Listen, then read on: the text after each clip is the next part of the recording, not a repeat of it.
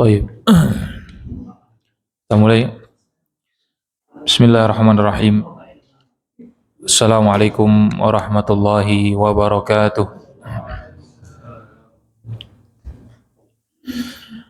Innal hamdalillah nahmaduhu wa nasta'inuhu wa nastaghfiruhu wa nastahdihi wa natubu ilaih. Wa na'udzu bihi min syururi anfusina wa sayyiati a'malina. May yahdihillahu fala mudilla lahu wa may yudlil fala hadiyalah.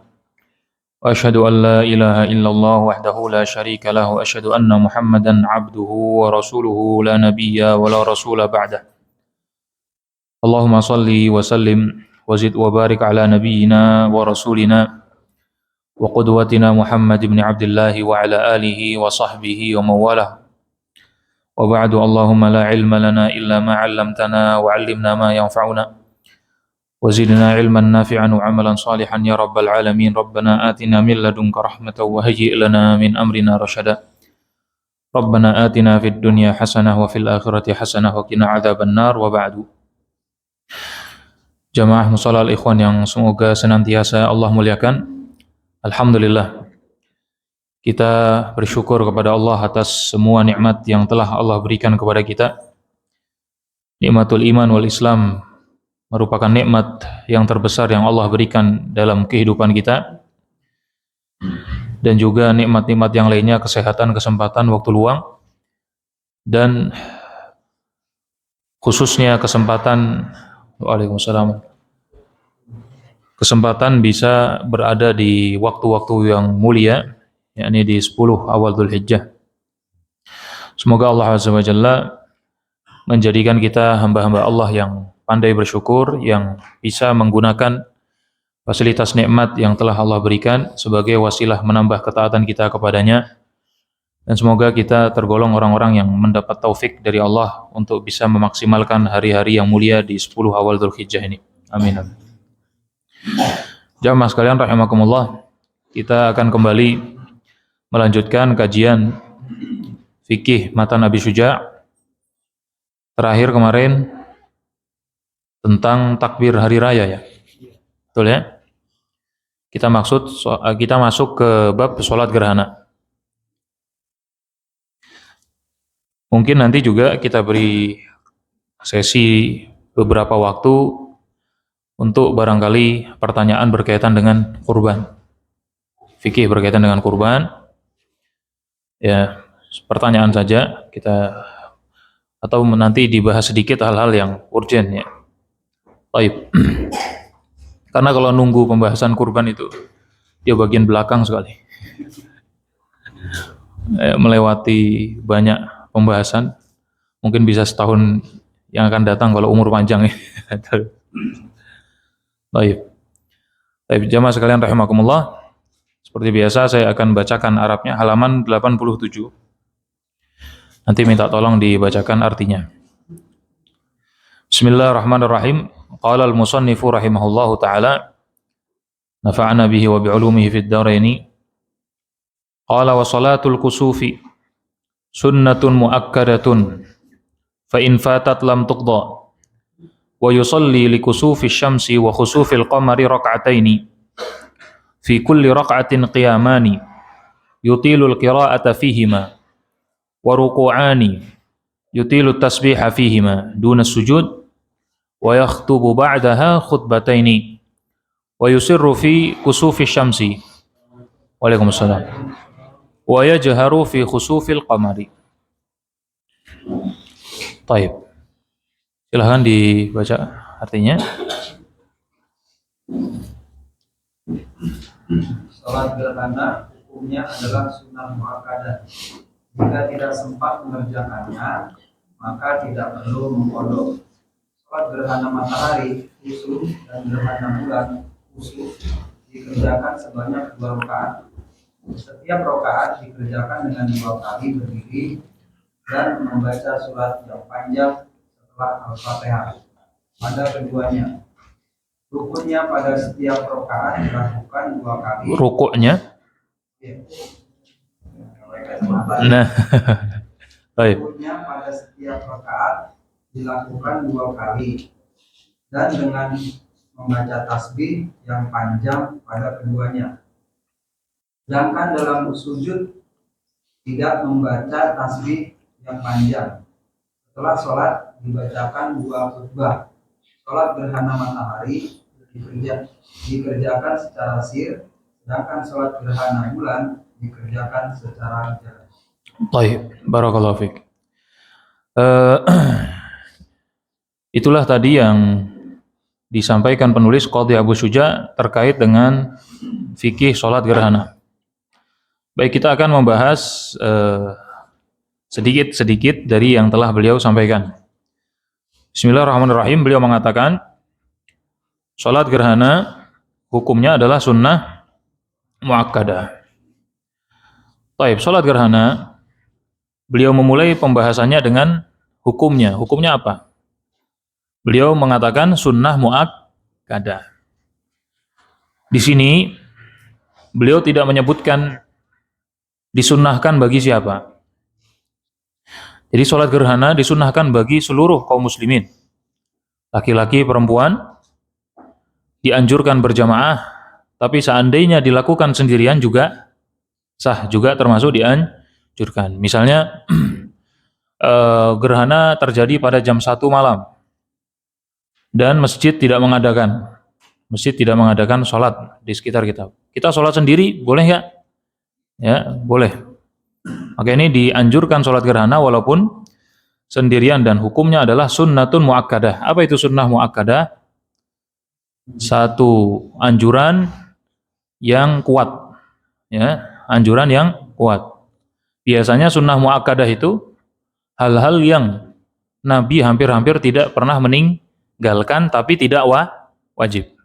Hampir-hampir Nabi tidak meninggalkan tapi tidak wajib. Seperti sholat rawatib, seperti juga sholat sholat witir, ya.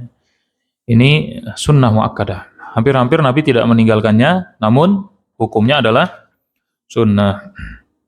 Taib, gerhana tentu baik itu gerhana matahari maupun gerhana bulan. Gerhana matahari biasanya disebut dengan istilah bahasa Arabnya sholat kusuf, pakai kaf. Sholat kusuf pakai kaf.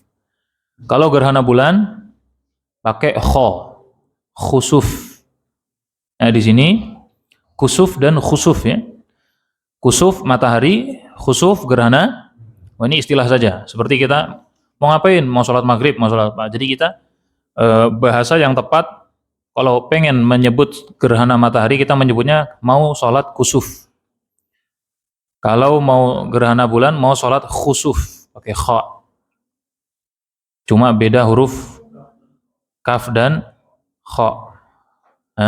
Nah, walaupun sebenarnya dalam bahasa Arab, ya, kalau mau kita bicara lebih jauh, baik kusuf maupun khusuf, kalau di belakangnya itu dibarengi lafadz setelah kusuf, kusuf syams, gerhana matahari. Boleh juga kusuf qamar, itu bisa juga kusuful qamar. Tapi kalau seandainya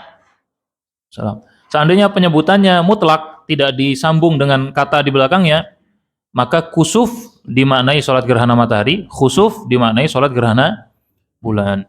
6. Taib. Tentu dalilnya adalah hadis riwayat Imam Bukhari dan Imam Muslim. Ya, Nabi SAW bersabda, "Inna syamsa wal qamara", sesungguhnya matahari dan bulan, la yang kasifani, tidak terjadi gerhana pada keduanya, limauti ahadin wala lihayati, disebabkan matinya seseorang atau hidupnya seseorang. Tentu di zaman Rasulullah pernah terjadi gerhana, dan di saat gerhana terjadi bertepatan dengan wafatnya anak beliau bernama Ibrahim. Ibrahim ini anaknya dari siapa? Istrinya yang mana? Maria Al-Qibtiyah. Ya, budak yang dihadiahkan dari Mesir, ya, kalau tidak salah, dari Maria, ya. Ini Ibrahim. Taib. Maka sahabat, sebagian sahabat berpikir, wah, ini wafatnya Ibrahim bertepatan dengan gerhana, berarti gerhana itu bagian dari berkabungnya alam semesta, kurang lebih begitu. Maka Nabi adalah seorang yang sangat berusaha menjaga akidah para umatnya. Tidak boleh dihubung-hubungkan sesuatu yang tidak ada hubungannya. Dan di zaman di masyarakat kita ini banyak. Makanya Nabi memerangi betul namanya tatayur. Ya, orang mau safar, dia nerbangin burung dulu. Kalau ke arah barat dia jalan, kalau ke arah selatan dia nggak mau jalan. Karena menganggap hari sial. Atau mau perjalanan tiba-tiba kejatuhan cicak, kemudian dia menganggap, wah ini saya nggak jadi deh, ini hari sial nih, daripada saya keluar nanti saya sial. Ini tatayur. Kemudian juga misalnya membaca dari jari tangan. Dulu kita mungkin juga pernah melakukannya ya, waktu masih kecil itu. Saya ya, prodi saya Pak, bukan kita ya, Bapak beda ya. Prodi saya diginiin kan, ini anaknya berapa nih nanti, betul kan? Oh masih ya Bapak juga. Wah ini nanti anaknya 3 nih, 4 gitu kan. Ini termasuk. Atau membaca nasib orang dari jari tangannya.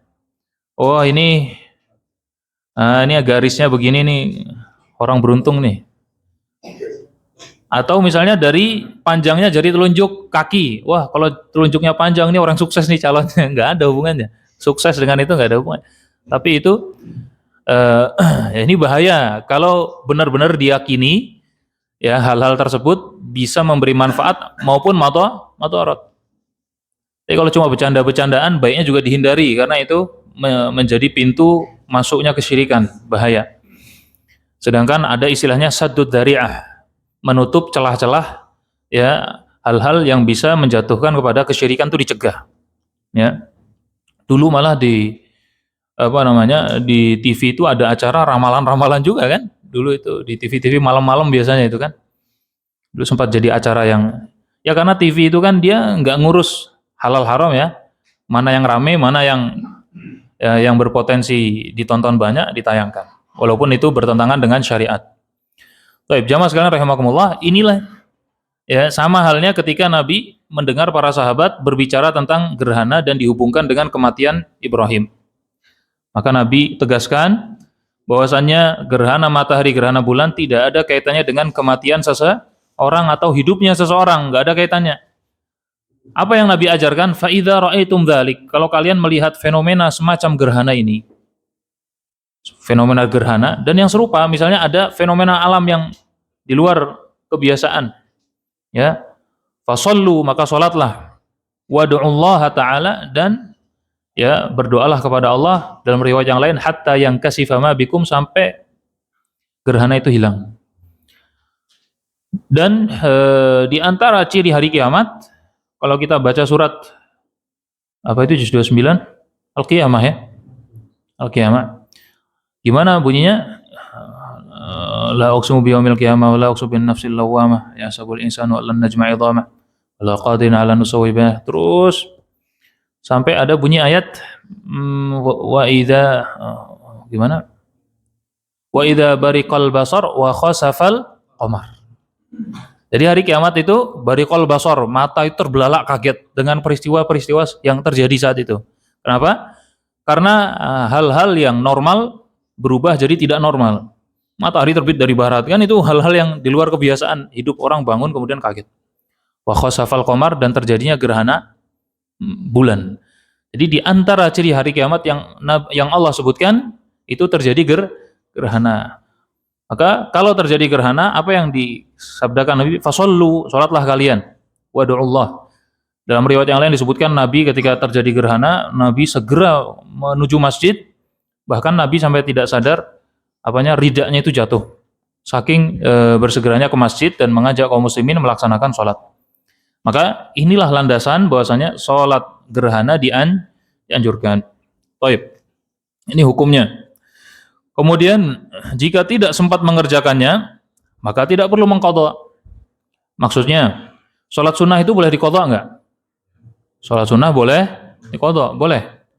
Tapi sholat sunnah yang semacam apa? Ya, sholat sunnah yang boleh diqadha adalah salat sunnah yang punya waktu khusus. Seperti qobliyah zuhur diqadha boleh, ba'diyah asar, ba'diyah zuhur, salat witir ya. Itu boleh diqadha. Salat tahajud juga termasuk boleh. Dia punya waktu khusus. Tetapi salat-salat yang punya sebab, salat sunnah yang punya sebab bukan waktu, itu enggak usah diqadha. Tidak usah diqadha. Ya, misalnya termasuk sholat gerhana. Gerhana ini perintah sholat waktunya dari munculnya gerhana berapa derajat pun sampai dengan hilangnya gerhana. Kalau gerhana sudah hilang, tidak disunnahkan lagi sholat gerhana dan tidak ada misalnya wah saya kelewat gerhana, saya tak qadha, enggak ada. Ya, makanya di sini kata beliau, sholat gerhana jika tidak sempat mengerjakannya maka tidak perlu mengqadha. Baik. Salat gerhana matahari kusuf dan gerhana bulan khusuf dikerjakan sebanyak 2 rakaat. Kemudian beliau mulai menjelaskan tata cara salat gerhana. Ini masyhur ya. Di sini beliau sebutkan salat gerhana atau salat gerhana matahari maupun gerhana bulan dikerjakan berapa rakaat? 2 rakaat. Setiap rakaat dikerjakan dengan 2 kali berdiri dan membaca surat yang panjang setelah Al-Fatihah. Pada keduanya. Berarti satu rakaatnya 2 kali berdiri, 2 kali Al-Fatihah, 2 kali surat. Ya, dan juga tentu otomatis 2 kali ruku. Ruku pada setiap rakaat dilakukan juga 2 kali dengan membaca tasbih yang panjang pada keduanya. Sedangkan dalam sujud tidak membaca tasbih yang panjang. Thaib. Perhatikan di sini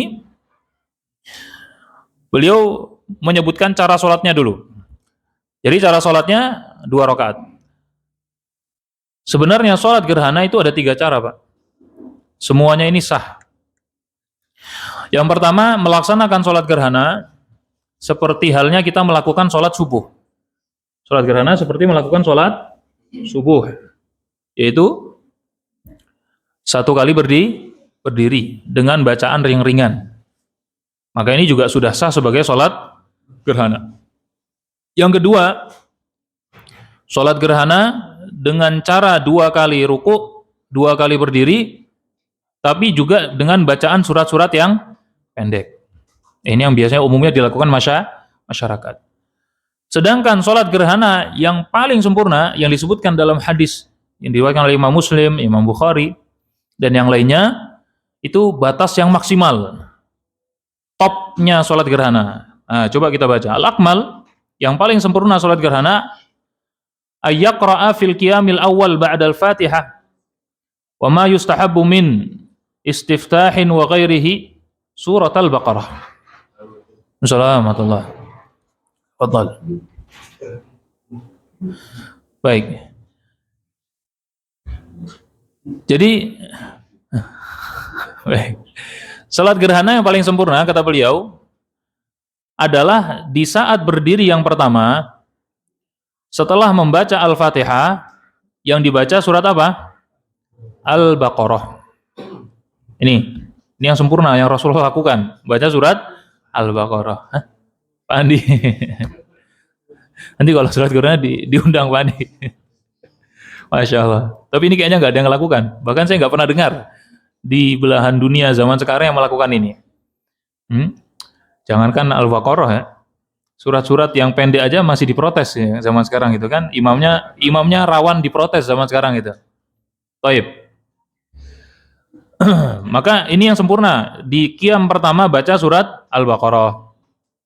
Kalau dia nggak bisa baca Al-Baqarah dengan baik, nggak hafal dengan baik, maka dia membaca dengan ukuran ayatnya. Al-Baqarah berapa ayat tuh? Atau berapa juz lah gampangnya. Al-Baqarah itu sekitar 2,5 juz. Berarti rakaat pertama kalau mau diganti juz belakang ya, juz 29, juz 28,5, 29, 30. Ini baru 1 rakaat. Nah, ini memang menunjukkan bahwasanya kita ini diciptakan di dunia bukan untuk main-main ya. Ini kan Nabi yang mencontohkan kita. Khalaqtuka lil ibadah, kata Allah Azza wa Jalla, aku menciptakan kalian untuk ibadah. Baik. Kemudian wa fil qiyamits tsani, berdiri yang kedua, masih di rakaat pertama berarti ya. Ya. Adalah membaca Di sini disebut 200-an ayat. Atau sebagian kitab menyebutkan membaca surat Ali Imran. Masya Allah. Dan berdiri yang ketiga di rakaat yang kedua, berarti berdiri yang pertama di rakaat kedua itu membaca An-Nisa, dan di rakaat yang kedua di berdiri yang kedua membaca surat Al-Maidah. Mantap ya. Total berapa juz itu, Nip? Hanif. 6 juz, ya? 6 juz 7 juz lah. Al-Maidah itu sudah masuk juz 7 ya. Tapi belum sempurna. Belum sempurna. Iya. Lebih lah, Pak. 1 juz itu dibaca standar itu 25 menit, 20 menit. Itu buat yang hafalannya lancar. Enggak ada salahnya sama sekali. 21 berarti berapa itu? 3 jam lah. Masya Allah. Maka ini kan baru berdirinya, beliau belum bahas rukuk dan sujudnya. Nah, ini Nabi ya, sholat gerhana. Terus wa yustahab, dan dianjurkan ayyutawwila fi ruku', memanjangkan rukuknya juga. Yang pertama dengan banyak membaca tasbih, kira-kira ukuran waktu membaca ayat 100 ayat. Rukuknya yang pertama 100 ayat. Yang kedua 80 ayat. Rukuk yang ketiga 70 ayat, kira-kira membaca tasbih dengan ukuran membaca 70 ayat. Dan yang keempat ukuran 50 ayat. Subhanallah. Selesainya 5 jam kali ya. Masya Allah. Di sini kata beliau, lima jihi fil khabar, karena ini semua ada riwayatnya. Ini semua ada riwayatnya. Makanya tadi ada yang minimal supaya kita tetap dapat terhitung sebagai orang yang melaksanakan sholat sunnah gerhana, yang minimal banget seperti sholat subuh. Apakah Nabi melakukan yang itu? Enggak, tapi para ulama mengatakan sah saja karena sama-sama sholat. Waddal. Yang kedua, dengan cara yang Nabi lakukan tapi dengan bacaan yang ringkas-ringkas. Tapi kalau mau yang sempurna, al-akmal, ya seperti yang datang dalam hadis-hadis Nabi, ya begini sholatnya Nabi. Taib.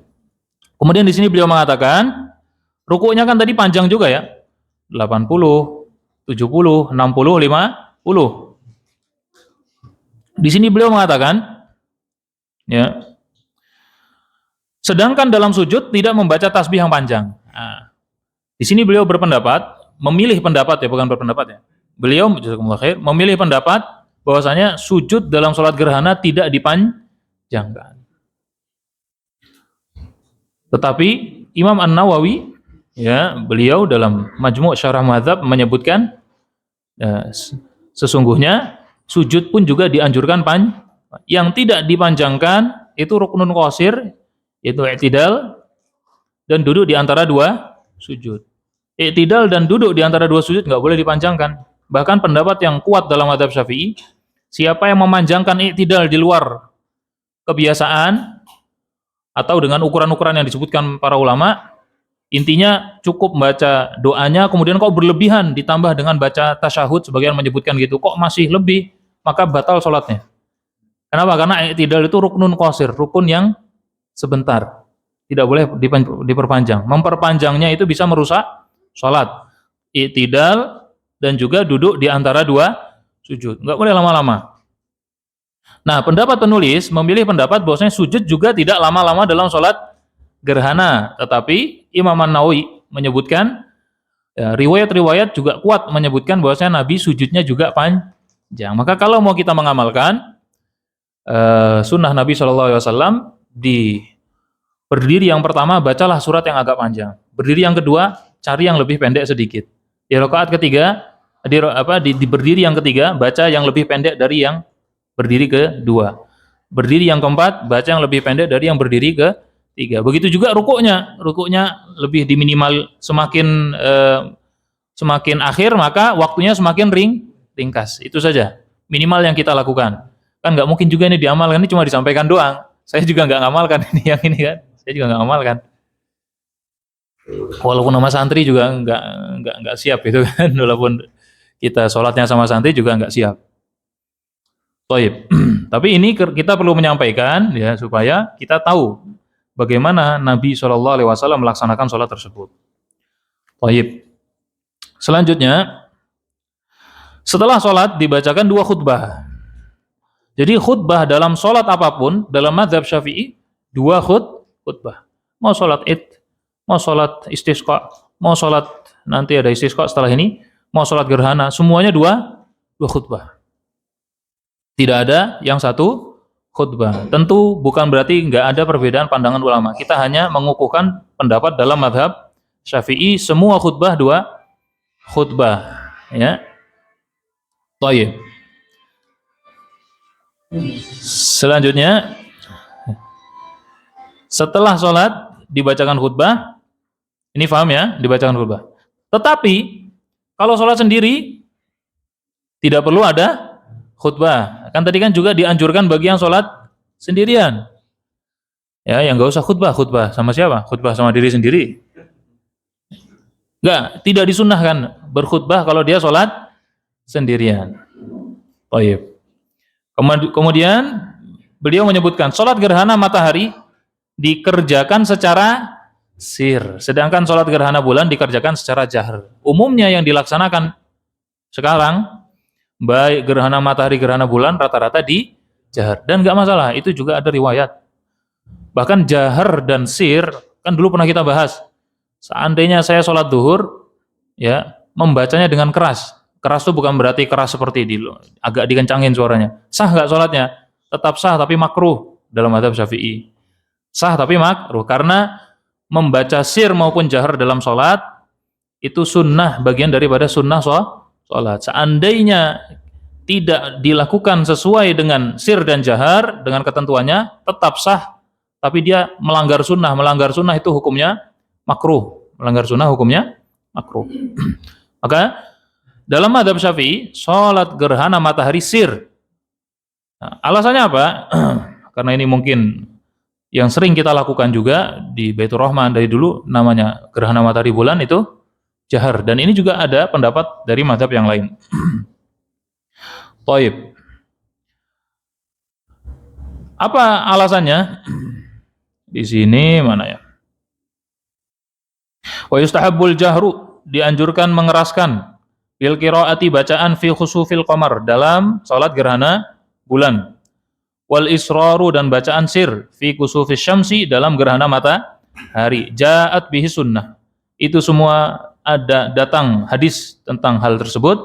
Amal jahru fil qamari fa fi sahihain, adapun membaca keras saat gerhana bulan ada dalam hadis Bukhari dan Muslim. Amal israr, adapun bacaan sir pada sholat gerhana matahari, fa fi Tirmidzi, hadis dalam riwayat Imam Tirmidzi, waqala, dan Imam Tirmidzi mengatakan innahu hasanun sahih, hadis tersebut hasan sahih. Wa sahhahu Ibnu Hibban, dan disahihkan oleh Ibnu Hibban, wal Hakim, dan Imam Al-Hakim mengatakan innahu ala syartis syaikhaini, hadis yang menjelaskan tentang dibaca sirnya sholat sholat gerhana matahari itu sesuai dengan syarat hadis sahih menurut Imam Bukhari dan Imam Muslim. Tidak dikeluarkan oleh Imam Bukhari dan Imam Muslim, tetapi syarat Bukhari dan Muslim masuk ke dalam hadis tersebut. Jadi ini yang menjadi landasan dalam mazhab Asy-Syafi'i. Walaupun di sini ada khilaf. Taib, dan hendaknya imam ya menganjurkan kepada para jamaah saat melaksanakan sholat itu ayyuharridhahum 'alal i'taqi was shadaqah, menganjurkan mereka agar membebaskan budak dan banyak bersedekah. Wa yuhadziruhumul ghafla wal ightirar, dan mengingatkan mereka jangan banyak lalai dan juga banyak tertipu dengan urusan dunia. Baik. Intinya adalah mengingatkan bahwasanya ini adalah tanda-tanda kekuasaan Allah ya. Dan hendaknya kita merasa takut dan khawatir jangan-jangan Allah ingin menurunkan azabnya disebabkan kita banyak maksiat. Maka dianjurkan memerdekakan budak dan bersedekah. Karena bersedekah itu memang meredam, sebagaimana dalam hadis disebutkan, innas sadaqah tudfi'u ghadabar rahman. Ya, sedekah itu meredam murka Allah. Sedekah itu bisa meredam murka Allah. Maka Nabi menganjurkan bersedekah. Taib. Inilah pembahasan berkaitan dengan sholat gerhana. Taib. Secara praktek biasa. Berdiri, Allahu Akbar, kemudian baca Al-Fatihah, baca doa sebelumnya istiftah, kemudian Al-Fatihah, baca surat, kemudian takbir Allahu Akbar untuk ruku. Kemudian setelah ruku, ketika bangkit mengucapkan apa? Sami Allahu liman hamidah apa Allahu Akbar lagi? Karena mau berdiri. Sami Allahu liman hamidah. Baca juga doanya Rabbana lakal hamdu, tapi langsung mulai lagi Bismillahirrahmanirrahim. Kemudian ruku lagi, kemudian sami Allahu liman hamidah lagi, bangkit lagi, kemudian sujud. Ini dilakukan di rakaat yang kedua juga secara mirip. Jadi secara prakteknya mudah. Baik. Inilah pembahasan kita berkaitan dengan sholat gerhana.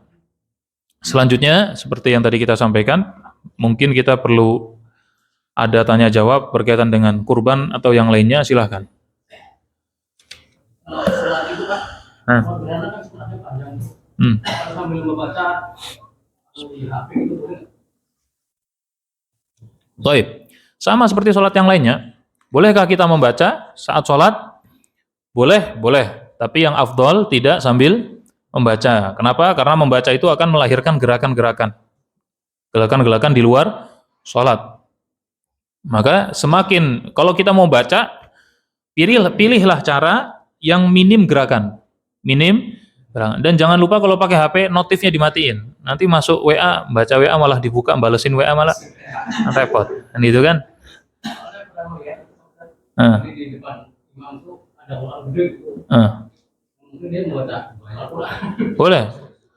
Banyak, termasuk di Nurut Taqwa ada Quran besar ya. Mana Pak? Pak ya? Ya nggak apa-apa, boleh. Boleh, cuma yang afdol memang dari hafalan. Tapi bukan berarti nggak sah baca Quran sambil sholat. Yang penting tadi gerakannya minim, tidak banyak. Karena Nabi SAW ketika mengajarkan sholat, beliau mengatakan waqra' ma tayassara ma'aka minal Qur'an, bacalah sesuatu yang mudah bagimu dari Al-Qur'an. Jadi tidak perlu memaksa baca yang sulit-sulit, akhirnya banyak kesalahan. Ketika banyak salah, akhirnya menimbulkan ketidakkhusyuan. Apalagi yang imam, ya misalnya saya tak nekatlah baca juz-juz yang sulit gitu ya. Allahu Akbar. Kemudian salah. Ya umumnya begitu. Di sini saya biasanya kalau salah nggak ada yang benerin lagi, mana yang benerin gitu kan. Semuanya akhirnya diem. Oh, tak mikir sendiri, nggak ketemu-ketemu ganti kul huwallah gitu kan. Ya. Karena itu nanti yang makmum kan agak, apa ya? Kasihan nih imamnya nggak tahu, tapi saya juga nggak tahu ini gimana, ini kan bingung mau ngasih tahu apa gitu kan. Begitu Pak ya. Boleh. Nah. Waalaikumsalam. Tentang sholat gerhana yang ingat sholat gerhana yang berkaitan dengan kejadian ya. Kejadian. Dengan sholat yang rangkaiannya cukup panjang sampai itu waktu yang paling, maka memang misalnya gerhananya pada saat sudah lewat, kan sudah kejadiannya sudah lewat, baru mau masukkan, tapi kita tahu bahwa jam yang lalu itu sudah terjadi. Kan kalau yang rangkaian tadi sampai dari awal sampai 3 jam itu kan sudah melewati. Baik. Syarat pelaksanaan sholat gerhana, ya gerhananya ada. Gerhananya ada. Nanti pembahasan lebih jauhnya, gimana hukumnya gerhana ada tapi ketutupan awan. Tetap sholat atau enggak sholat. Ya misalnya, gerhana secara ilmu falak terjadi gerhana di atas. Karena itu, ilmu falak, ilmu hisab, itu ilmu yang sudah akurat. Bahkan akuratnya 99% kurang lebih. Jadi benar-benar terjadi gerhana di atas. Cuma ketutupan sama awan. Ya, apakah kita tetap sholat atau tidak sholat? Kalau dalam mazhab Syafi'i sih nggak sholat. Karena sebabnya tidak terlihat. Di dalam mazhab yang lain ada yang mengatakan tetap sholat. Namun, Ya, sholat gerhana dilaksanakan ketika terjadi gerhana. Masalah selesainya sudah selesai gerhana, nggak ada masalah. Jadi kita selesai sholat, gerhana sudah habis, nggak masalah. Tetapi kalau kita mulai sholatnya gerhana sudah habis, nggak boleh. Nggak boleh. Karena tadi sunnatun fata mahalluha, sunnah yang sudah kelewat waktunya sudah kelewat. Ya, sunnah yang waktunya sudah kelewat. Jadi nggak bisa dikodok. Kan berarti kalau di luar waktunya berarti kan kita kodok. Ya nggak? Di luar waktu pelaksanaan berarti kodok. Sedangkan tadi beliau sudah menegaskan walam yuqdha. Salat gerhana, salat yang tidak bisa dikodok karena dia perintahnya sesuai dengan sebabnya, yaitu terjadinya gerhana. Gerhana terjadi sudah selesai, tidak ada. Tapi kalau salat di waktu gerhana selesainya sudah tutup lama, gerhana itu sudah terbuka lama gerhananya, enggak masalah. Tapi yang penting mulainya saat gerhana. Nah, begitu. Ayo, tafadhol. Ada yang mengatakan kalau kita dulu belum diakikahi sama orang tua kita, sebaiknya tidak kurban dulu, tapi akikah dulu. Nah. Gimana? Yang kedua, kalau untuk di tempat saya itu kepala sapi itu dijual. Baik, barakallahu fiik. Jadi akikah itu tetap dianjurkan walaupun kita sudah dewasa. Ya, tetapi pelaksanaannya kalau sudah lewat dari waktunya 7 hari itu sudah bebas pelaksanaannya. Jadi tidak mengikat. Mana yang lebih didahulukan? Menyembelih kurban atau akikah? Memang ada pendapat ulama yang mengatakan sah penggabungan niat akikah plus kurban. Jadi digabungin niatnya. Bahkan dalam mazhab Syafi'i pendapat ini dipegang oleh Imam Ar-Romli yang mengatakan sah kurban dibarengi dengan niat akikah. Dua-duanya sah. Tetapi rivalnya Ibnu Hajar Al-Haytami mengatakan enggak sah dua-duanya. Enggak sah dua-duanya menurut pandangan beliau.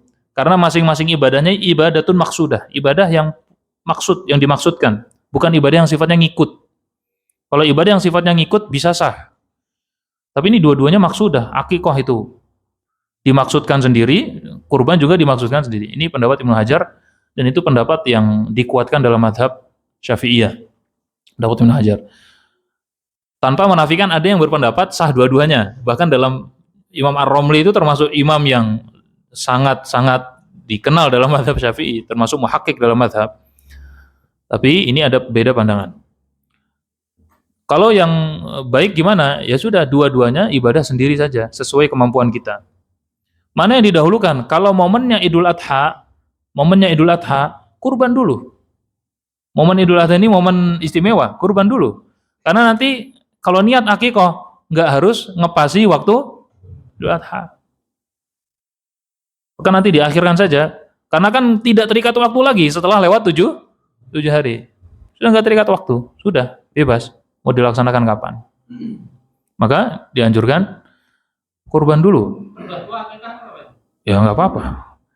Tapi nggak wajib, karena tadi yang wajib nggak wajib ya, yang sangat dianjurkan mengakikahi itu orang tua. Ketika orang tua di saat masa kanak-kanaknya dia punya anak kok nggak sempat ngakikahin, dan memang dia nggak punya kemudahan juga setelahnya untuk bisa akikah, sebenarnya dia gugur baginya perintah akikah karena dia nggak mampu.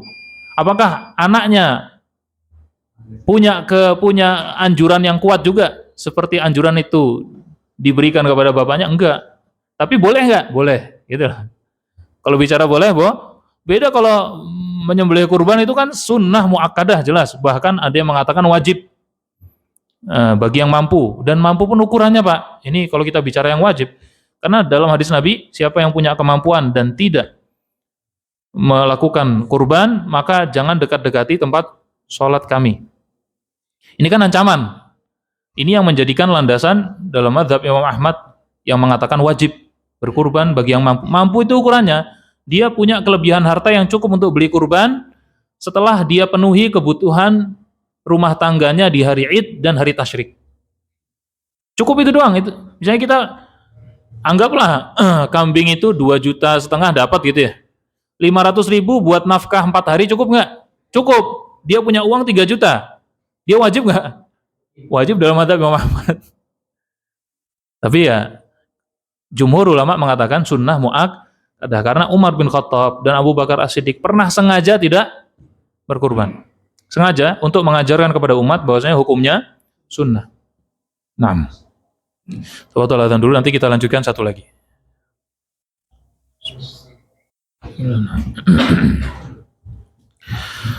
Baik.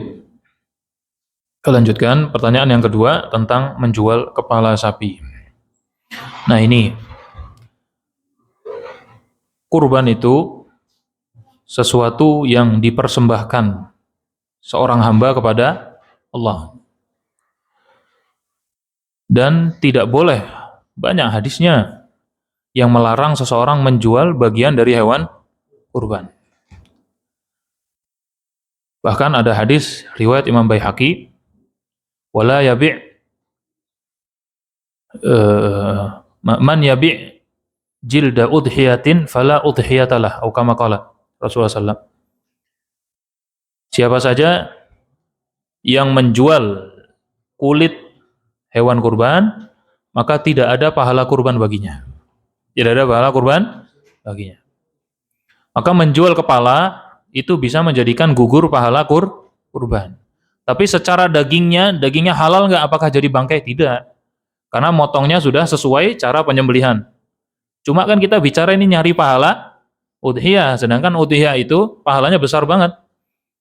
Bahkan disebutkan dalam hadis, tidak ada amalan ma'amila adamiyun, tidaklah seorang manusia melakukan di hari nahar, di hari tanggal 10, yang lebih Allah cintai daripada ihraqid dam, dari mengalirkan darah. Itu tidak ada amalan yang lebih Allah cintai dari itu di hari tersebut. Maka kita ngejar pahala itu kan. Maka harus dipelajari betul. Kita harus tahu betul tentang fikih-fikihnya, tentang hukum syariat berkaitan dengan. Maka tidak boleh menjual kepala. Itu mempengaruhi kesahan, baik kulit mau kepala mau apa nggak boleh dijual. Tapi nanti penjelasan tambahnya ada. Jadi kepala nggak boleh. Apalagi yang sering terjadi, yang tukang potong tuh dia sudah booking. Semua kaki kepala buat saya. Buat saya. Dia minta. Dan ini nggak boleh. Berarti kan kalau minta berarti dia minta sebagai upah. Dan itu nggak boleh. Itu nggak boleh. Dan bagi panitia harap berhati-hati karena panitia itu kepanjangan tangan dari udhahi.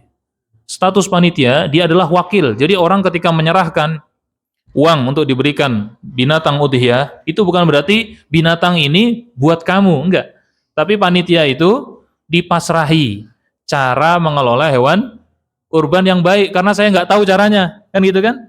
Karena saya kerepotan kalau motong sendiri, nggak kayak dulu kan halaman rumah tuh luas gitu ya. Sekarang mau di depan halaman rumah kita kan darah berceceran kemana-mana.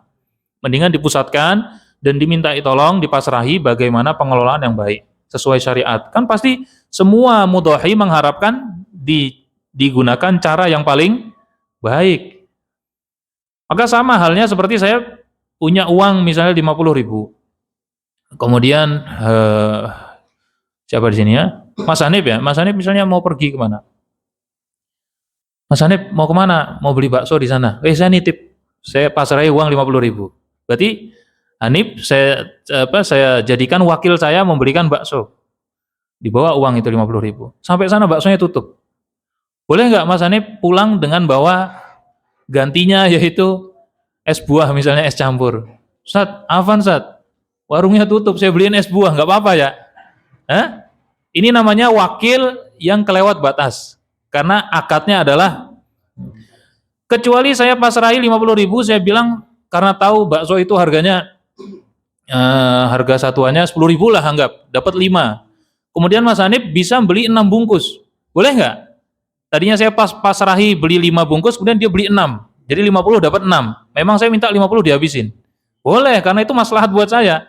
Jadi wakil itu harus berusaha memberikan kemaslahatan yang paling baik bagi muwakilnya, bagi orang yang memberikan perwakilan. Maka panitia dalam kurban itu dia wakil. Ya. Maka panitia itu harus hati-hati. Hal-hal yang bisa mempengaruhi kesahan kurban itu harap dijaga betul dan menghindari hal-hal yang tidak menjadikan kurban itu tidak sah. Tidak sah dalam arti nggak dapat pahalanya. Termasuk menjual memberikan tukang jagal. Makanya tadi panitia itu harusnya kalau perlu uang-uang yang dikeluarkan untuk upah, minta saja sama mudhohi dilebihkan. Setelah dihitung, ini perlu upah nih, perlu beli plastik, perlu beli apa, dilebihkan. Misalnya patungan sapi doang sebenarnya cukup 3.200.000. Jadi 300-nya ini adalah operasional. Boleh. Dan kita yang diberi kemudahan nggak harus motong sendiri ya, nggak usah keberatan gitu kan, karena ini kan berkaitan dengan kemaslahatan potongan kita sendiri, hewan kurban kita. Nah, namun nanti ada pembahasan. Tapi ini ya tadi, bahkan dalam hadis Ali bin Abi Thalib itu pernah dipasrahi Nabi untuk mengurus hewan kurbannya. Tapi Nabi pesan, jangan kamu kasih tukang potong dari daging kambing. Artinya jangan jadikan upah. Misalnya motongin nih upahnya. Atau sebelum motong dia bilang, saya mau motongin, tapi kulit buat saya. Tapi saya minta kaki, saya minta kepala. Nggak boleh. Nggak boleh. Pak, dikasih uang aja. Satu sapinya 200 misalnya. Masalah nanti kita mau ngasih ke dia, tapi nggak ada perjanjian apa-apa. Saya kasih daging, saya kasih kaki, boleh nggak? Boleh, kasih tapi bukan sebagai perjanjian di awal upah. Nggak boleh kalau upah itu, apalagi dia minta, nggak boleh. Nah ini yang masih banyak di masyarakat terjadi. Nah ini harap hati-hati dalam hal ini, karena mempengaruhi pahala kurban. Nanti ada pembahasan berbeda. Misalnya kita nih mau ngasih kepala ke orang nggak ada yang nerima. Mau ngasih kulit, orang nggak ada yang nerima. Atau ngelola kulit, misalnya kita kelola sendiri, bersihin sendiri, kemudian dipotong kecil-kecil, kemungkinan nggak dimakan juga, gitu kan? Boleh nggak kulit ini kita jual? Maka dalam pandangan mazhab Abu Hanifah, bukan mazhab Syafi'i, mazhab Syafi'i mutlak nggak boleh pokoknya. Mazhab Abu Hanifah mengatakan boleh, dengan catatan uangnya tidak kembali ke panitia, karena ini banyak di masjid itu uangnya kembali ke panitia. Ada juga uang itu kembali ke masjid, walaupun jadi kas masjid, nggak boleh, nggak boleh. Terus uangnya dikemanakan? Diberikan kepada fakir miskin. Jadi dijual, uangnya dibagikan kepada fakir miskin. Gimana? Nurul Huda?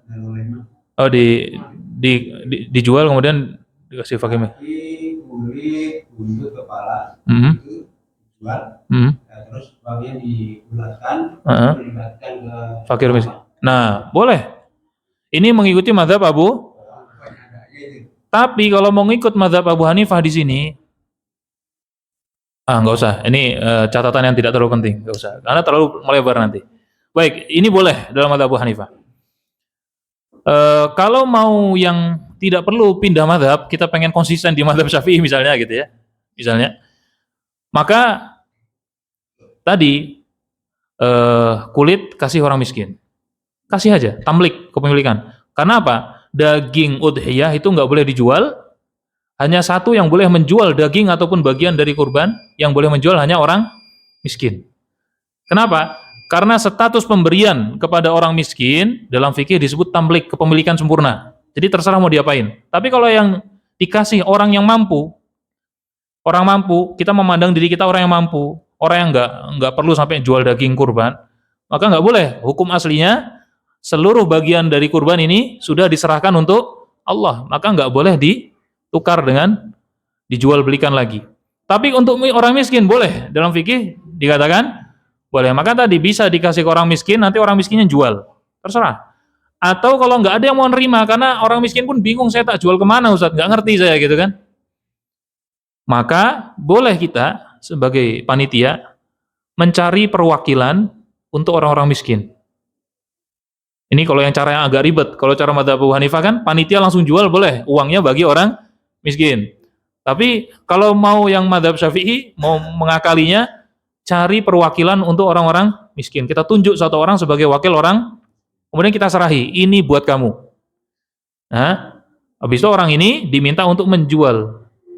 Menjual, karena dia sebagai wakil orang miskin, boleh dia menjual juga. Dia jual, kemudian dibagikan kepada fakir. Intinya nggak boleh kembali kepada mudhahi, nggak boleh juga kembali kepada wakilnya mudhahi, yaitu panitia, nggak boleh. Ini penting ya, catatan yang cukup penting, yang banyak hal-hal yang kurang pas terjadi. Nah, Dagingnya tadi boleh dimakan ya? daging yang mana? Yang ada yang beli itu Boleh. Orang miskin menjual daging kurban, boleh. Tapi orang yang mampu nggak boleh. Nah, mama ada orang yang mampu tapi jual, Nggak boleh. Terus? dimakan gitu. Nggak boleh. Orang mampu nggak boleh jual daging kambing, daging kurban, nggak boleh. Apalagi status pemberiannya kan hadiah karena dia mampu.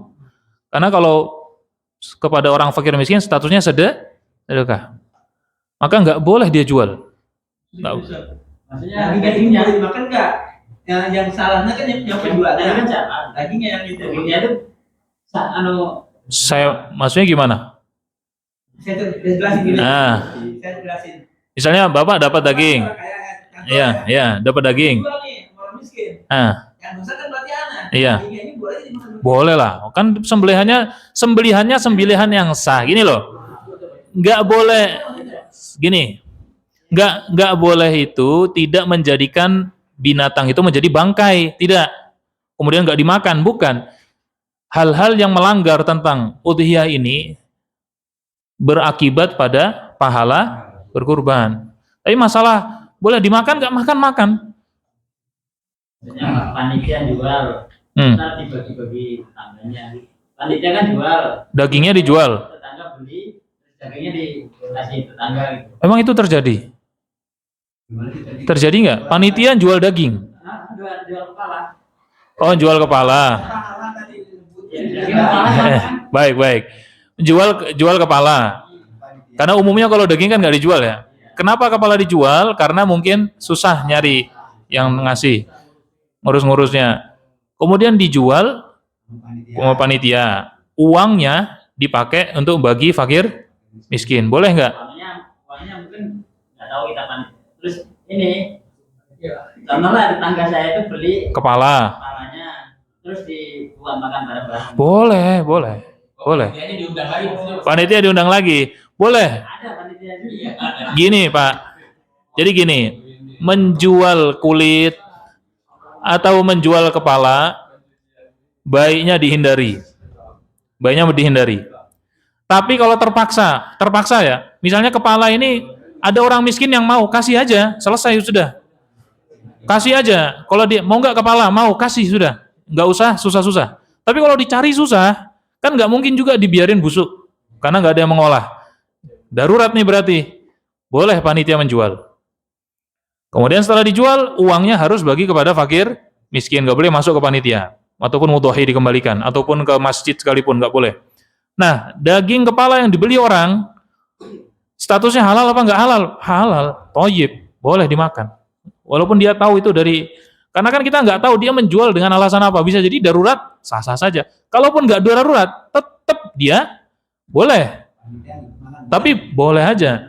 Bahkan dia tahu, seandainya ini kepala kurban, dan panitianya sebenarnya belum coba nawarin ke orang miskin, kemudian langsung dijual, dia tahu, kemudian dia beli, ya dia tolong-menolong dalam keburukan.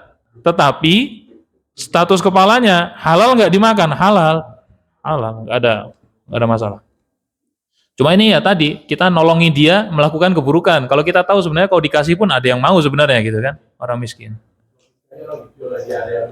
Iya, benar. Tapi nggak ada masalah karena tadi sembelihan itu boleh dimakan selama sembelihannya memenuhi syarat. Yang motong orang muslim, ya kan? Kemudian juga kambing itu ataupun hewan kurban itu sebelum disembelih ya masih ada hidupnya, artinya bukan sekarat, ataupun sudah mati disembelih ya dia tetap bangkai kan gitu kan, atau sudah menjelang mati sudah sekarat dipotong, itu juga tidak sah, potongan nggak bisa dimakan selama memenuhi syarat itu, dan dipotongnya itu pakai alat, bukan pakai dari gigi maupun dari kuku ya, dia pakai alat ya, pakai pisau ya sah, boleh dimakan. Cuma tadi bicara masalah pahala. Jadi kita yang bicara tadi larangan-larangan itu bicara mempengaruhi pahala. Pahala sempurna atau tidak. Wakil panitia misalnya ceroboh, tidak memperhatikan aturan-aturan syariat dalam udhiyah, maka dia melanggar atau tidak memberikan haknya mudhahi. Mudhahi kan pengennya dibagi dengan cara yang terbaik, dengan pahala yang paling maksimal. Nah, Kalau penitia nih ya, hmm, caranya boleh nggak? Kadang-kadang kan di tempat saya itu kayak bahasa jadi dirinya, hmm, nanti palanya di shop atau apa, itu kan harus izin dulu sama yang pihak ini atau gimana? baik. Izin sama yang punya. Ini penting ya, izin sama yang punya kurban. Dan termasuk di sini, yang setahu saya, biasanya yang panitia dapat dua bungkus. Dua bungkus ini jangan dijadikan satu syarat yang harus. Jadi panitia, ketua panitia memutuskan untuk membagi dapat dua, itu nggak harus. Seandainya ada nggak kebagian juga nggak boleh protes. Kalau protes berarti itu anggapannya upah. Tapi yang paling baik minta sama yang ada semua yang motong nih, mungkin ada satu kambing, ada satu sapi yang semua hadir sebagai panitia, karena kan yaumudhohi ya panitia kan di sini kan, yaumudhohi dan juga panitia. Ini mohon kerelaannya ya, nanti dagingnya minta untuk dibagi-bagi sama yang bantu, dibagi-bagi. Jadi panitia nggak mensyaratkan apa-apa. Di awal kan memang panitia nggak bilang nanti kamu kalau jadi panitia jatah daging kamu 3 kilo. Kalau jatah daging 3 kilo, berarti kalau kurang dari 3 kilo saya boleh protes. Ya kan? Tapi ini kan bukan upah. Jadi yang paling baik tetap minta izin. Ini bagi para mudhahi, minta kerelaannya untuk yang hadir di sini kita kasih lebih hadiah. Rela nggak? Kalau ada yang nggak rela, berarti sapi yang itu hindari. Yang dipotong yang ngerelakan. Ya, Pak Sangkulen misalnya merelakan nggak masalah gitu. Pak Sangkulen itu yang dipotong sapinya. Atau yang lain ini dipotong sapinya dulu. Baru dikhususkan dagingnya. Ini sudah Ya. Di grupnya sudah ya. terkait dengan izin, Hmm. izin pengelolaan diserahkan pada panitia untuk bagiannya. Tapi di grup itu hanya ada beberapa orang yang mengizinkan, Ustaz. Yang menjawab. Yang menjawab lah, yang lainnya itu Diam. dia setuju atau tidak itu kita juga nggak tahu. Ustaz. Baik. Apakah kita harus Enggak harus. Jadi yang penting dia baca, ada satu kaidah as-sukut dalil ridho. Diam itu menunjukkan ridho. Diam itu menunjukkan ridho. Dia menunjukkan ridho. Berarti kalau sudah rela pembagian begitu, yang penting tadi enggak ada perjanjian apa-apa. Bagi yang memang yang paling baik itu benar-benar niat yang datang panitia itu ya relawan.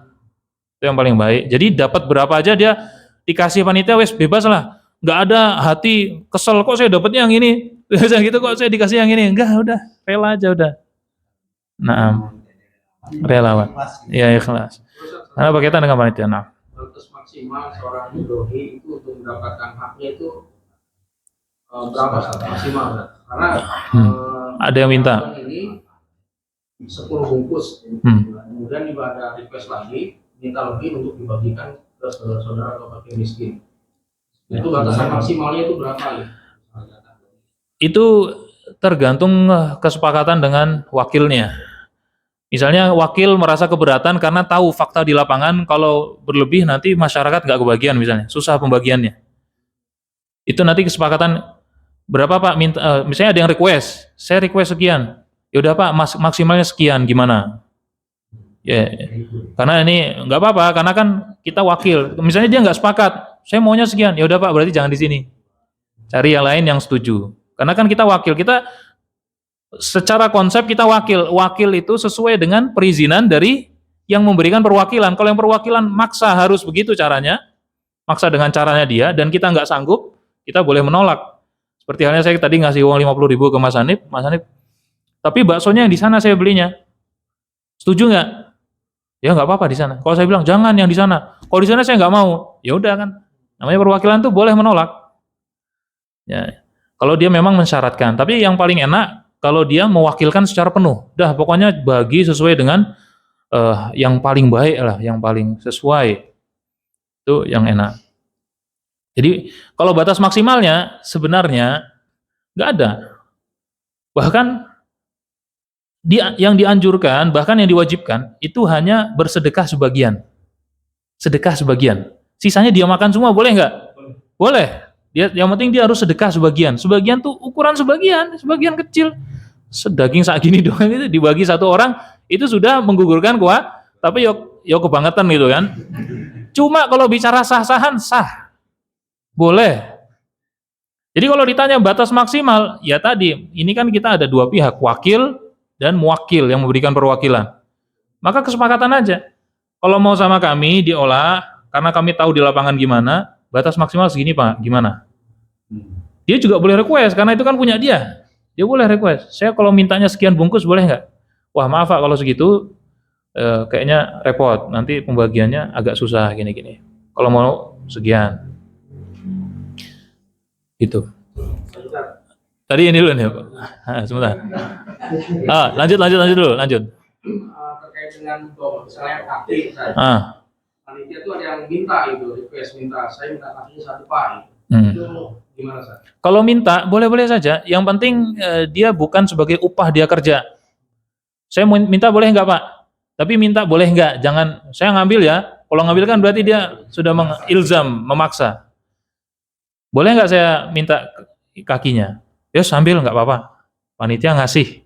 Karena panitia kan kepanjangan tangan dari mudhahi, dan mudhahi memberikan cara pembagian menurut kemaslahatan yang difahami oleh panitia. Ya terserah panitia mau ngasih. Ada masalah. Wah jangan Pak, kita udah nyiapkan untuk ini.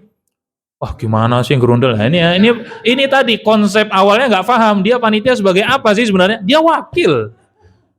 Ya kan? Wakil itu aktivitasnya sesuai dengan izin dari wakil. Nah, kalau maksudnya misalnya tadi yang mintanya lebih, maksudnya itu bukan untuk dia makan. Jadi kan haknya ini sepertiga umumnya. Enggak harus sepertiga. Itu anjuran yang paling baik. Jadi dibagi sepertiga untuk dirinya, sepertiga untuk fakir miskin, sedekah, sebagai lagi hadiah. Kalau sepertiga misalnya untuk dia, yang dia minta tambahan itu memang untuk dibagikan juga, bukan buat untuk makan sendiri. Iya, ya itu tadi. Misalnya kan dibagikan, misalnya keluar wilayah. Ya kan, biasanya keluar wilayah. Maka nanti kan panitia kan dia punya peta sebenarnya, peta. Tapi ya boleh aja panitia membolehkan juga boleh. Dan mudhahi berhak juga minta itu. Saya minta dilebihkan, nggak ada masalah. Yang penting kesepakatannya aja. Kalau ternyata yang minta gitu cuma satu orang, ya nggak apa-apa lah kan masih banyak. Tapi yang repot kadang kalau yang minta misalnya semua mudhahi. Itu pada. Iya. Tapi kita mengizinkan misalnya tambahannya 10. Itu buat contoh yang lain. Iya. Karena memang daging kurban itu sebenarnya saya lupa hukumnya tentang mengeluarkan daging kurban dari wilayah penyembelihan. Misalnya dikeluarkan jauh misalnya, itu juga ada hukumnya, saya lupa, saya nggak ingat secara pasti bagaimana hukumnya. Tapi ada pembahasan juga, apakah boleh dikeluarkan ke wilayah. Tapi yang paling afdal memang wilayah setempat, sekitar. Nah, ini dulu, beliau dulu tadi. Iya.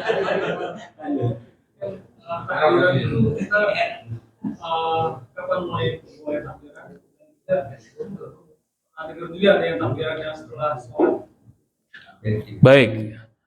Takbir mutlak dan muqayyad. Kalau mutlak itu bebas setiap waktu, kapanpun, dari tanggal 1. Nah, tapi kapanpun, bukan terikat waktu. Mau banyak takbir, sampai dengan imam naik mimbar, imam sholat id. Adapun takbir yang muqayyad, yang terikat waktu, yang dilakukan setelah sholat, baik sholat jamaah maupun sholat sendirian, ya kita misalnya telat, kita juga dianjurkan membaca itu sebelum zikir sholat, yaitu dimulai dari subuh yaumi Arafah, subuh tanggal 9 Dzulhijjah, dari subuh, habis subuh 9 Dzulhijjah. Berarti saat kita sahur, ya kan, sahur sholat subuh, itu sudah mulai takbir ba'da sholat. Ba'da sholat, setiap ba'da sholat. Sampai kapan? sampai asar ayyamut tasyrik, hari tasyrik. Tentu ini ada dalam mazhab Syafi'i ada perbedaan, tapi muktamadnya adalah sampai asar tanggal 13. Habis asar tanggal 13. Pendapat Imam Ar-Romli mengatakan sampai subuh tanggal 13. Tapi muktamadnya sampai asar tanggal 13. Oh iya, dianjurkan sekali. Dianjurkan sekali. Itu jarang. Memang ini termasuk sunnah yang mahjurah, sunnah yang banyak ditinggalkan. Nah, sunnah mahjurah. Bahkan di pasar-pasar itu biasa, ya ini perbanyak pulang nanti berangkat kerja, perbanyak Allahu Akbar, Allah, perbanyak takbir. Terakhir ya? Atau ada lagi? Ini kan ada data nih. Ya. Sapi pertama, ada satu pemotongan dan pembagian kepada mereka yang kurban. Apa harus dari sapi tersebut atau bisa campur? Toib, bisa campur, nggak ada masalah. Nggak harus dari daging punya sapinya kita, nggak harus. Nggak harus. Kenapa? Oh, pemberian daging yang bukan sapi kita, status pemberian ke kita kan bisa nanti hadiah. Statusnya hadiah, sah-sah saja. Karena tadi untuk membedakan daging si A, daging si B itu ya sur, susah, repot. Itu panitianya bubar itu. Panitianya nggak jadi itu. Tapi boleh, nggak ada masalah. Kecuali satu kondisi nggak boleh nih. Ini harus jadi perhatian. Kambing yang dikurbankan atau sapi yang dikurbankan, hewan kurban itu hewan kurban nadar. Hewan kurban nadar itu semua dagingnya harus disedekahkan. Nggak boleh ada yang kembali kepada pemilik. Maka ini penting Pak, tanya sama yang mau kurban, ini nazar atau kurban sunnah. Kalau nazar kan berarti kurban wajib. Kalau kurban wajib, sarankan jangan ikut bagian sapi. Atau kalau ikut bagian sapi pun nggak apa-apa, tapi harus diketahui mana sapinya fulan. Nanti dia langsung dipinggirin dulu bagian dia kalau mau dikasih. Bukan dari daging. Dan dibaginya pun harusnya seperti orang umumnya, bukan sebagai pengmudhahi, kasih orang pada umumnya. Tapi kalau dikasih lebih juga nggak apa-apa. Yang penting jangan dia makan dari daging yang dia kurbankan, nggak boleh. Karena kurban yang statusnya nadar itu semuanya harus disedekahkan, harus semuanya disedekahkan. Dia nggak boleh makan sedikit pun dari daging itu. Nah, baik. Ya nggak apa-apa. Lanjut, kita agak panjang dikit nggak apa-apa. Ya. Ya. Oh, maksudnya dikasih bagiannya? Ya, nggak apa-apa. Itu tadi statusnya adalah ya tadi dari hadiah dari orang-orang. Ya, hadiah dari panitia. Ya nggak apa-apa. Karena panitia apakah harus baginya rata, Ustaz? Semuanya harus satu bungkus di masyarakat? Enggak, sebagian orang kita kasih 2 bungkus juga nggak apa-apa. Yang kita pandang perlu dikasih 2 bungkus nggak ada masalah. Yang penting ada maslahatnya di sana. Ada maslahatnya. Misalnya daging kambingnya belum siap, ya maslahatnya kalau atau orang ini nggak suka daging kambing gitu kan, ya, dia maunya kurban kambing tapi nggak suka daging kambing, wes piye gitu kan. Kalau sapi lah gitu kan, kambing gitu kan. Dia nggak suka kambing, ya masalah panitia, ya sudahlah. Yang kambing ini nanti disedekahkan yang banyak, bukan ditukar. Kalau ditukar nanti ini statusnya seperti apa namanya? Seperti transaksi. Enggak, panitia saja memandang maslahat memberikan lebih kepada dia. Tapi bukan sebagai tukar daging. Jangan lafadznya ini tukar daging ya. Enggak. Udah Pak, nanti dikasih jatah sapi. Nanti insya Allah ya agak lebih dari yang biasa. Tapi bukan dianggap sebagai tukar daging. Dan antum ya nggak boleh menuntut. Saya pengennya yang banyak sapi. Nggak bisa. Udah pokoknya kasih sesuai. Kalau mau ya kami. Karena nanti kalau menuntut nanti statusnya jadi kayak transaksi lagi. Nah,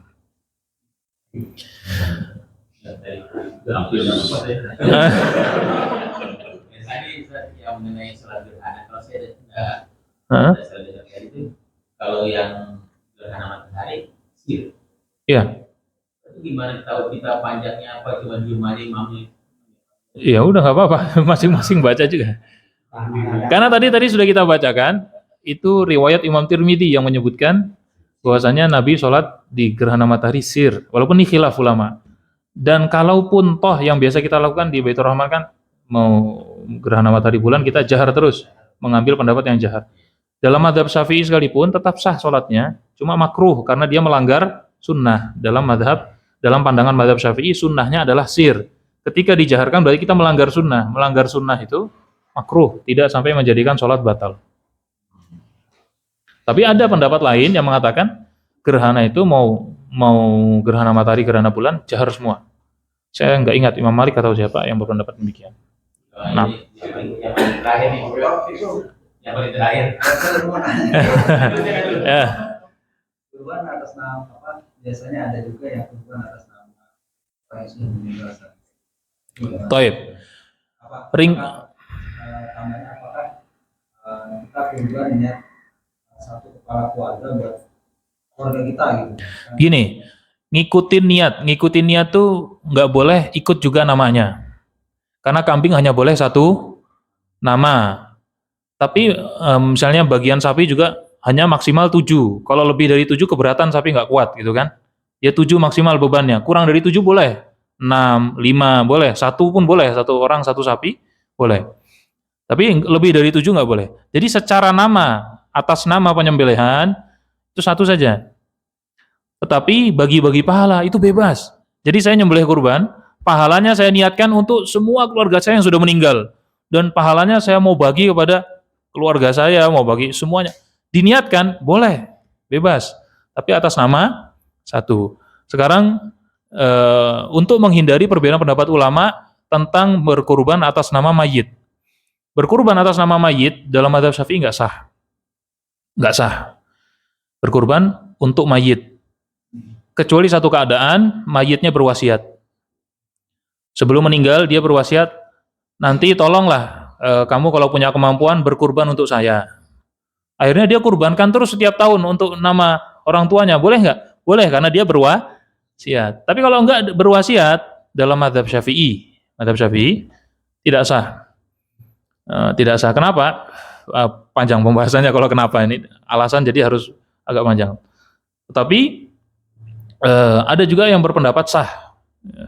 Berpendapat sah karena dianggap berkurban itu umum sedekah. Sedekah pahala dibagi boleh. Sedekah atas nama orang itu boleh. Saya sedekah untuk niatnya pahalanya untuk ibu, boleh. Dan kurban itu bagian dari sedekah. Ini pendapat yang mengatakan boleh. Kalau dalam mazhab Syafi'i enggak, perlu adanya izin. Perlu kita berkurban atas nama orang lain. Misalnya saya berkurban atas nama Fatih misalnya. Adik saya Fatih, dia harus tahu kalau saya kurban atas nama dia. Dia harus tahu dan dia harus mengizinkan. Sedangkan orang mati diminta izinnya bisa nggak? Nggak bisa, kecuali dia berwasiat.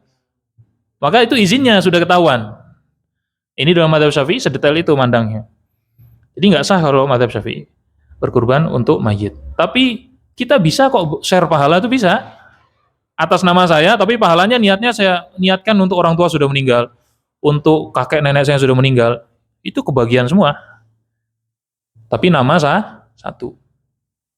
Nah. Kalau dari Dewan Dakwah yang saya pernah dengar, betul saya sholat Jumat di sana. Kalau hadisnya katanya yang mengenai tidak boleh dijual, tidak boleh apa, diterangin ke orang di masjid itu. Kalau sholat Jumat. Hadisnya itu katanya yang tidak boleh menjual itu janganlah kau jual bulu apa dan sebagainya itu, kuku, kulit. Yang tidak boleh jual itu yang berkurban, gitu, yang berkurban. Kalau yang orang yang sudah melaksanakan panitia apa sekali boleh. Enggak, berarti enggak memahami konsep sekarang panitia sebagai apa. Dia kedudukannya enggak paham berarti. Mohon maaf ya, tapi panitia jelas dia wakil. Wakil itu aktivitasnya sesuai izin wakil. Apakah kita ketika memberikan kurban ini buat panitia? Bukan buat panitia, tapi kita minta tolong. Karena kalau udhiyah yang paling bagus, potong sendiri, bersihin sendiri, potong, bagi-bagi sendiri. Ini Rasulullah yang lakukan. Tapi kan sekarang repot. Akhirnya banyak masyarakat melihat, saya serahin ke ustadz aja lah. Sebenarnya itu ngerepotin panitia kan, karena minta tolong ke panitia. Maka panitia harus hati-hati, karena belum jadi kepemilikan panitia. Nah,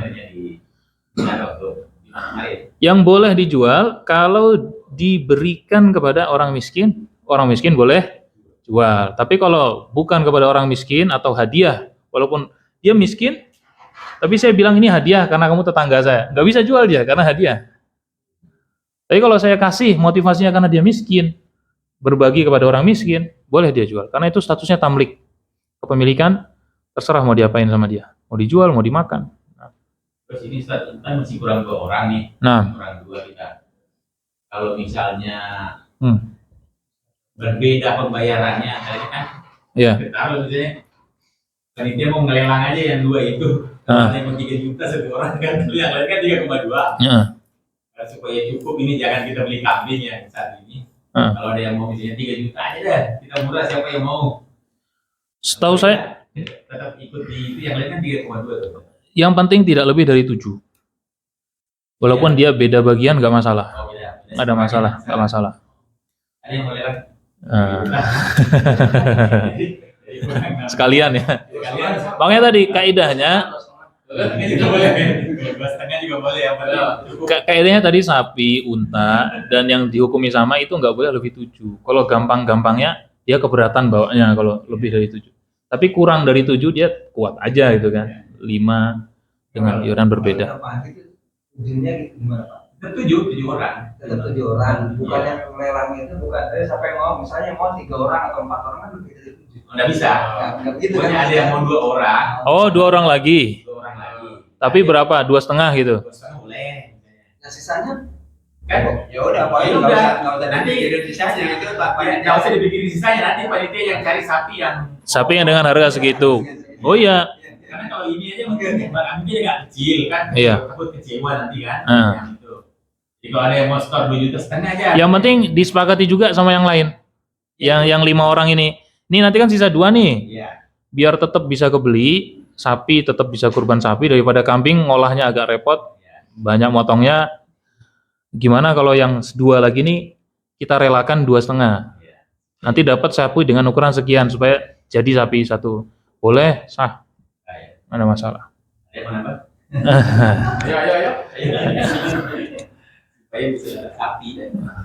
Ya, semoga nanti ketutup insyaallah. Cukup ya? Naktafi bihadzal qadar. Subhanakallahumma bihamdika asyhadu an la ilaha illa anta astaghfiruka wa atubu ilaik. Sallallahu wasallam ala nabiyyina Muhammadin wa ala alihi washabbihi ajma'in. Assalamualaikum warahmatullahi wabarakatuh.